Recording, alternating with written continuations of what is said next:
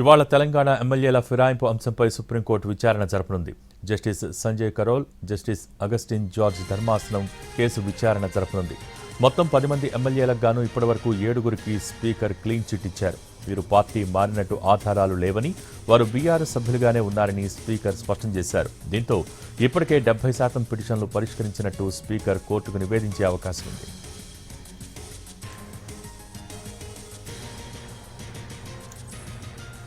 Speaker నిర్ణయాలపై BRS ఇప్పటికే తీవ్ర ఆగ్రహంతో ఉంది. పార్టీ కండువాలు కప్పుకున్న దృశ్యాలు ప్రపంచమంతా చూసినా స్పీకర్ ఆధారాలు లేవు అనటం ప్రజాస్వామ్యాన్ని అపహాస్యం చేయటమేనని ఆ పార్టీ నేతలు ఆరోపిస్తున్నారు.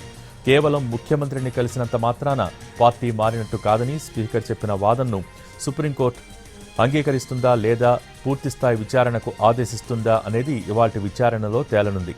ఒకవేళ సుప్రీంకోర్టు స్పీకర్ తీర్పులపై అసంతృప్తి వ్యక్తం చేసి కఠిన ఆదేశాలు జారీ చేస్తే అది కాంగ్రెస్ ప్రభుత్వానికి నైతిక ఇబ్బందిగా మారుతుంది.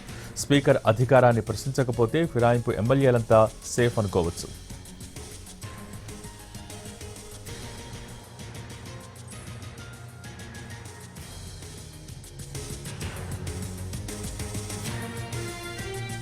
గత విచారణలో సుప్రీంకోర్టు స్పీకర్కు ఇచ్చిన సమయం ముగిసింది. స్పీకర్ నిర్ణయం తీసుకోకపోతే మేమే నిర్ణయం తీసుకోవాల్సి వస్తుందని గతంలో ధర్మాసనం హెచ్చరించింది. అయితే స్పీకర్ తాను అప్పటి వరకు తీసుకున్న చర్యల్ని కోర్టు దృష్టికి తీసుకువెళ్లారు.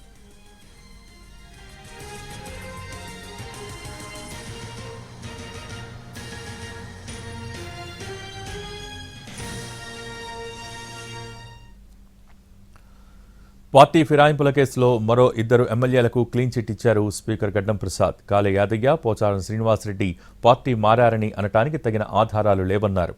కాళే యాదయ్య, పోచారం శ్రీనివాసరెడ్డిని బీఆర్ఎస్ ఎమ్మెల్యేలుగా గుర్తిస్తున్నట్టు తీర్పిచ్చారు స్పీకర్.